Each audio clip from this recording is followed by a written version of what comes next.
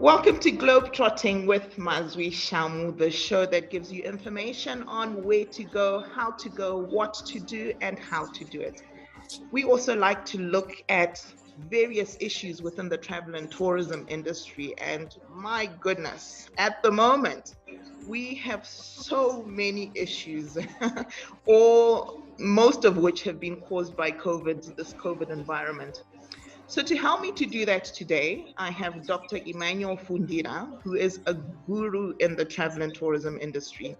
He is the president of the Safari Operators Association of Zimbabwe and the chief executive officer of Astok Leisure Group.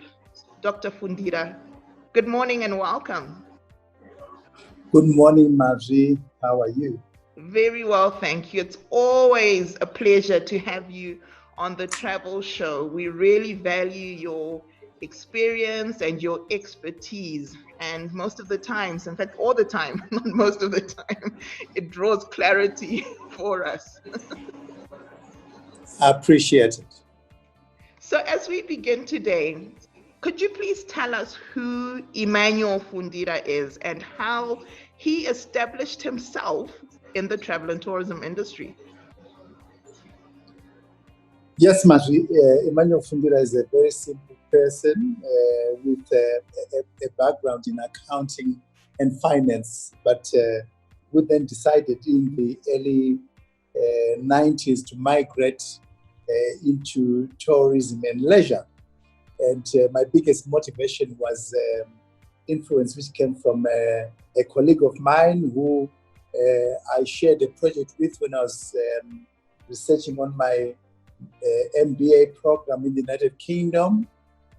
The father is fairly wealthy and had quite a lot of estate and land, which he asked us to work on a project which was tourism related in an area called Stafford in the United Kingdom.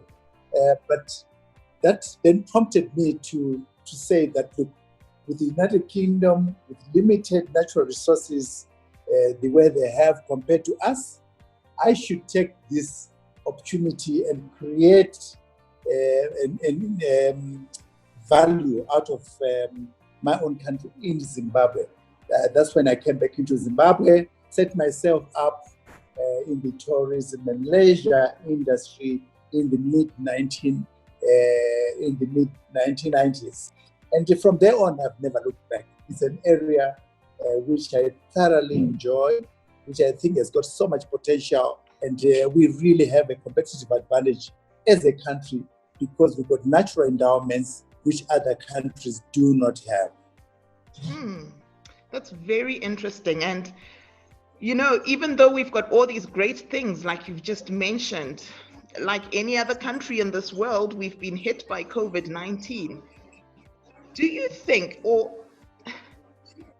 what do you think we could have been better prepared for COVID-19 as a destination? We've had other issues, if I can call them that, before. We've had cholera outbreaks. We've had various things that have hit our industry. I know this is a global one, but could we have been better prepared?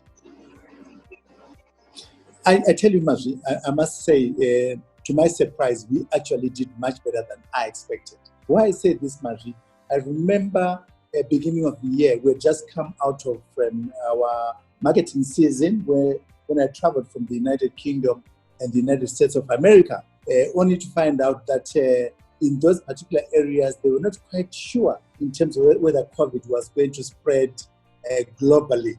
And I remember when I was leaving Heathrow Airport, coming to Zimbabwe, it was almost like a casual type of approach in terms of what COVID entailed. And that was something which was probably going to remain in China and not hit at us.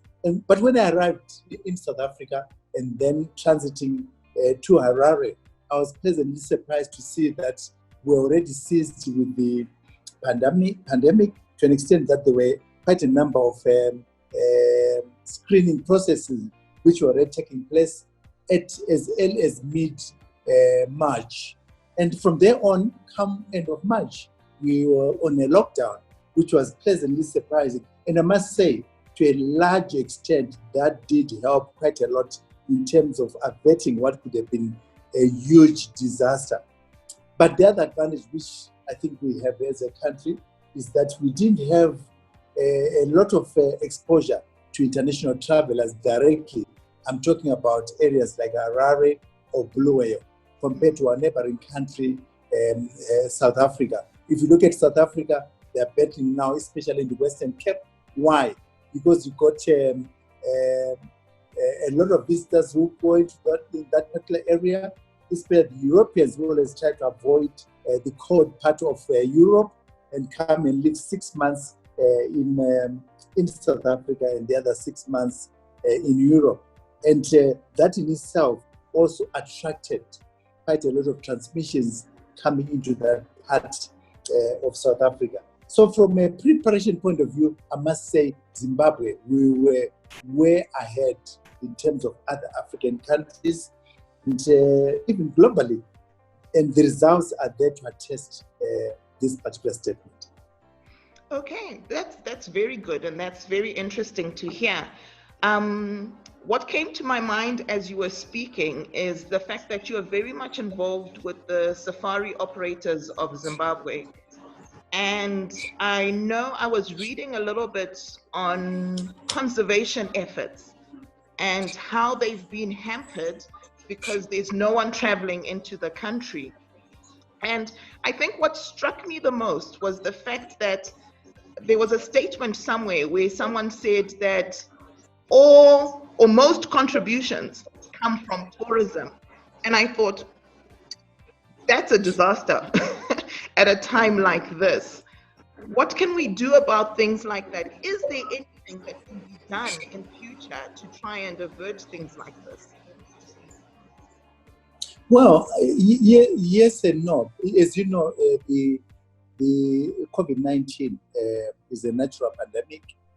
I think in our generation, we have not seen anything like this before. We are being told about the flu, which happened several years, Spanish flu, yes. And in terms of preparedness, yes, I must say it took us all by surprise. Can you imagine that after we had just come from a marketing season and when we had really put our clients to speed, preparing them to come to Zimbabwe, and now all of a sudden, they are not able to travel. Borders are getting closed. Wow. And now, you must also understand, and I think you do appreciate, that the biggest draw card in this country is wildlife. People travel as far as the Americas, far away, not because we have got a beautiful climate that I can give, yes, but not because we do have beautiful buildings, but it's all because of the draw card, which is our wildlife, our successes in conservation. But here comes the challenge, like you have asked. Wildlife supports itself. The visitors who come into this country and spend those valuable US dollars, the same amount of money equivalent is plowed back towards conservation, protection of the same wildlife, putting together formidable structures to avert issues like poaching, and also making sure that our wildlife is preserved and continues to flourish. But now, with this sudden cutoff in terms of that international travel, and with people failing to come and visit us, it meant effectively that we were seriously affected in a very negative way in terms of lack of revenues coming our way, for the purpose of making sure that we can power back most of that revenue back for conservation to protect our flora and fauna, but also in terms of giving the badly needed help for socio-economic development for those communities which live with wildlife. As you know, 26% of the country in Zimbabwe is allocated towards wildlife conservation. And what it also means is that there are quite a number of our people, close to 800,000 households, which really get impacted when wildlife as a resource is not being exploited to their benefit. And that has caused quite a lot of social upheaval, more so during this particular period where we have experienced incessant drought. Yeah, that makes a lot of sense. It makes a lot of sense. And now there's a massive drive to get domestic tourism up and going. And there have been several initiatives. Perhaps you can comment on the proposals, the draft proposals, and recent cabinet briefings to get tourism up and running. But my question really lies in, why has our domestic tourism industry not been as successful in the past? Why are we having to crank it up now? Yeah, well, I must say this has always been our predicament, our downside. But when you talk about domestic tourism, you're also talking about discretionary incomes amongst the populace in Zimbabwe. And as you know, we have been going through a lot of economic difficulties, and hardly do we have people who can spend that extra dollar for leisure. Most of the money has actually been allocated towards what we call essential needs, which means effectively your leisure side of the industry tends to suffer because of the economic circumstances we find ourselves in. And also, I must say, to a large extent, the few who are able to travel, again, there's been a lot of little education for people to understand that they need to promote their own local products. You see a lot of people traveling to Dubai, spending a lot of money, but when you try to encourage them to go and spend a bit of money in areas like Mani, your Eastern Highlands, Manicaland, or even Victoria Falls, they seem to think that it's for granted. Those areas are close by, we can always go there. But I bet you, in most cases, people fail even to visit their own countries, but end up visiting other countries. So there has to be quite a lot of educational process, which should start from where you are, Mazwi, in terms of the communication strategy at school level, educating our people, making sure that they can start appreciating. How do we expect visitors to come and appreciate our product when ourselves locally we don't patronize it? That is the question. So we should really start between me and you, encouraging ourselves, putting together packages domestically, creating an awareness. There's so much to discover. In fact, I was saying on a webinar interview with Washington, D.C. some 2 weeks ago, that out of the 800 bird species in Africa, 650 of those are found in Zimbabwe. How is that? Wow. And can I tell you something? For some people, it doesn't mean anything. But for people who are really bird enthusiasts and people who really understand ecology, they find it so interesting. And they would like to come and visit Zimbabwe, spend a bit of time in Lake Chivero, sitting there for a week, just counting birds and spending a lot of money. But for locals, they say, oh my God, birds are for the pot. These are the issues where we really need to educate our people in terms of appreciating, understanding our natural endowments, and making sure that we can get a lot of value out of those natural environments, and also provide ourselves with recreation where we can spend a bit of time enjoying the ambience of our natural resources, away from the buzz and hustle and the pressures we receive when the economy is not performing well. So that is an area which we have found to be extremely difficult and pose quite a lot of challenge in driving that, the economic aspect and also the mindset of the locals. Those two are critical components we need to work on. Very, very interesting and accurate points that you've put across. Like recreation. We actually don't really know how to have fun, do we? No. I mean, when we think of a holiday, it's always to Kumusha. And of course, Kumusha, there are plenty of things that we can do, Kumusha Kwacho. But there's so much more, like you're saying. We need to learn to have fun. Absolutely, absolutely. I think as Zimbabweans, we are too serious as a nation.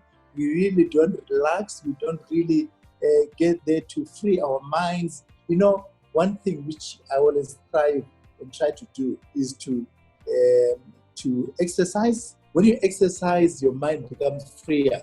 You can be able to face a lot of challenges. But when you do, you also need to relax and have a bit of leisure so that the body, the feeling inside you manifests into something much greater, where you can begin to look at things differently. You begin to appreciate your own local environment. There's so much hate, polarization around us. Yeah. And that is not helping us at all. We should encourage each other even to understand things like the Great Zimbabwe ruins from an educational process. I tell you, there are kids in this country who don't really understand the history behind it. I'm so encouraged with the new development where we are now seeing the erection of a statue for icons like Mbuyane. Yeah. And when you hear people being so critical, but one thing they don't realize, when they go to Victoria Falls, they see a statue of David Livingstone. And they see that is something which is we should be normal, but they don't want to see a statue of their own icon, a natural heritage, a spirit medium who really helped quite a lot in terms of bringing the kind of stability and independence we are enjoying today here in this country. So would you agree that we as a people lack pride in our own things, which is probably why we run away to the Dubais, like you mentioned, and not go? We are full of hate. We are full of hate, and I don't know what is created, whether it's is a residue or what happened to us during the liberation struggle. I'm not sure, which continue to carry on and carry on and carry on. And even across, we used to have, and we want to reintroduce this, even street tourism, for people to understand areas like Athens, people to understand areas like Mavuku, people to understand areas like the Kopi here in Harare, to promote that kind of internal travel and creating those small little nodes. There's so much product offering.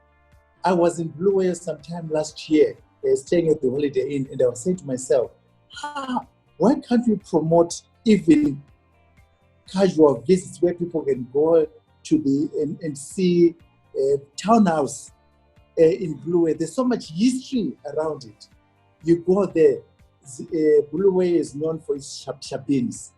There's so much history in those shabins. There's so much storytelling and interest, which a foreign visitor find it very attractive to understand how.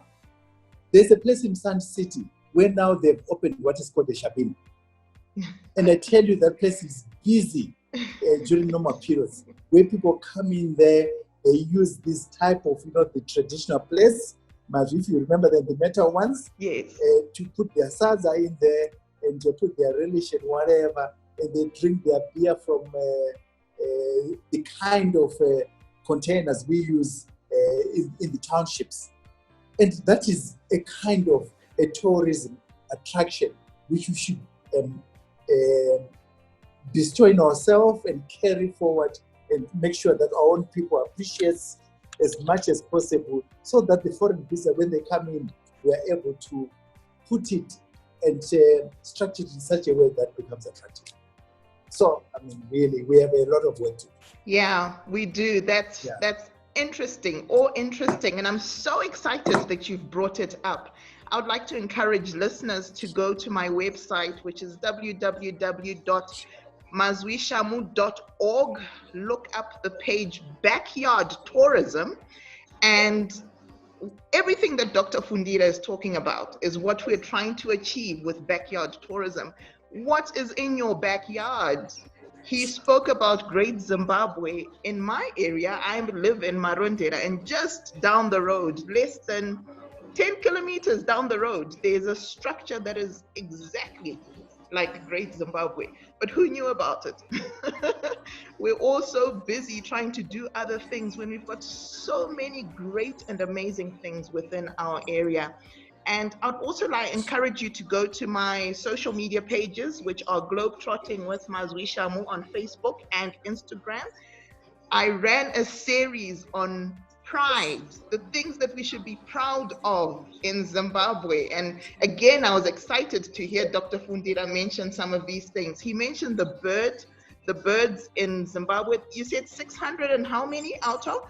650 out of a total of 800 which are possibly found in the world.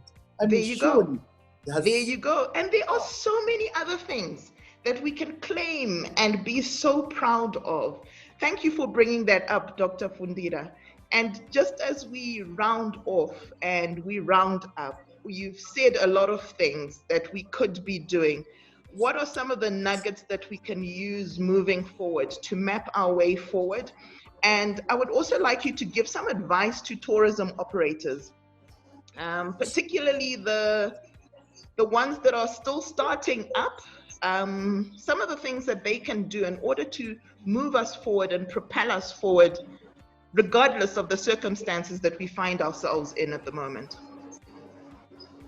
Well, can I tell you something? One thing about tourism is that it's a very easy entry type of business. Easy entry in the sense that, like you have correctly articulated, you're already creating some interest on your social media platforms where you're attracting people to be proud to know your country and whatever. And that in itself doesn't require a lot of money in terms of setting up. The street trips we're talking about, surely, these are street trips instead of people loitering, kids loitering on the streets trying to do vending.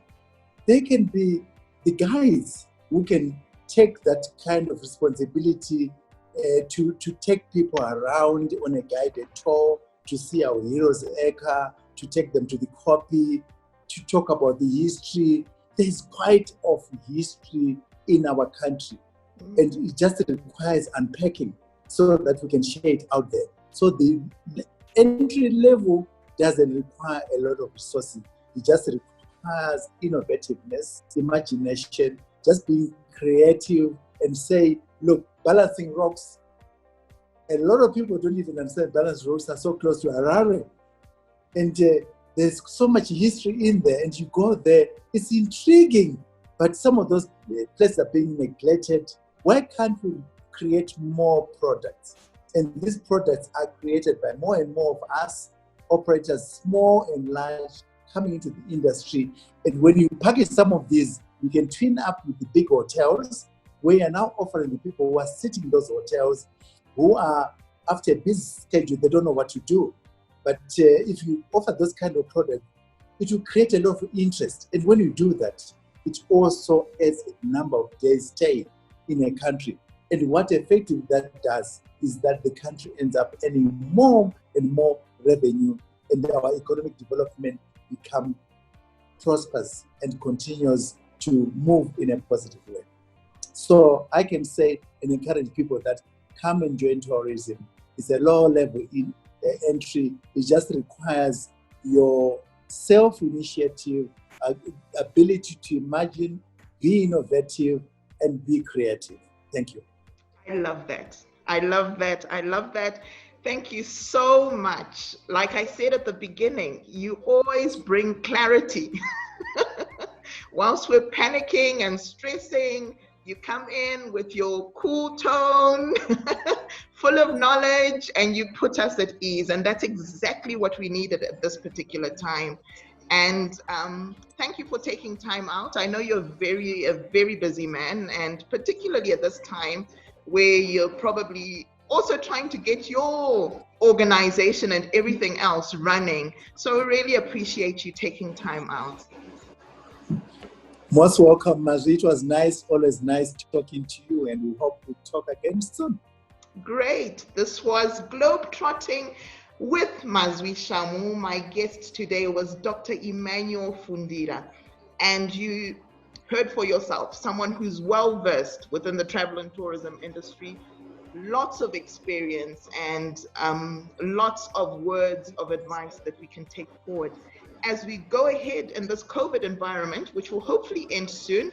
But for now, stay safe, stay home, make sure you're washing your hands, make sure you're social distancing, and until next time, happy traveling.